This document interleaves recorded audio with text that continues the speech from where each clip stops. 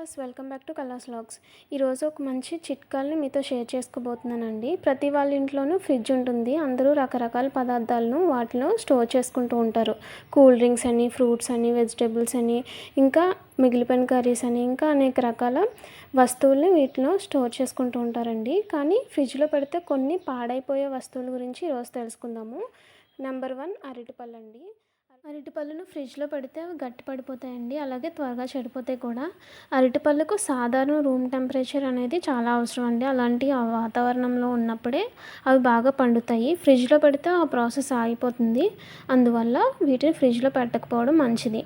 So number two కొబ్బరి నూనె, olive oil, అలాగే వెజిటేబుల్ ఆయిల్, ఇలా ఏ నూనెైనా ఫ్రిడ్జ్లో పెట్టకపోవడం మంచిదండి. నూనెను ఫ్రిడ్జ్లో పెడితే అది గట్టి పడుతుంది, తర్వాత అది వాడటానికి పనికిరాదు.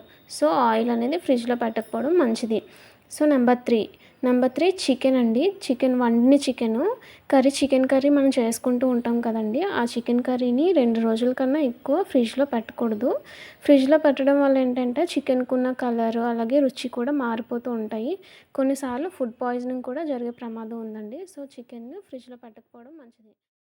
నెంబర్ 4 తేనండి. తేనెను ఫ్రిడ్జ్లో పెట్టడం వల్ల గడ్డ కడుతుంది. బయట రూమ్ టెంపరేచర్లో ఉంచిన తేనెలో ఎలాంటి మార్పులు రావు కాబట్టి తేనెను ఫ్రిడ్జ్లో ఉంచడం మంచిది కాదు. నెంబర్ 5 కాఫీ పొడి అండి. కాఫీ పొడిని ఫ్రిడ్జ్లో ఉంచితే తేమ వల్ల వాసన పోతుంది. అందువల్ల కాఫీ పొడిని ఫ్రిడ్జ్లో ఉంచకూడదండి. సో వీడియో మీకు నచ్చినట్లయితే తప్పకుండా వీడియోని లైక్ చేయండి, షేర్ చేయండి, మా ఛానల్ని సబ్స్క్రైబ్ చేసుకోవడం మర్చిపోకండి. Thank you friends, thank you for watching.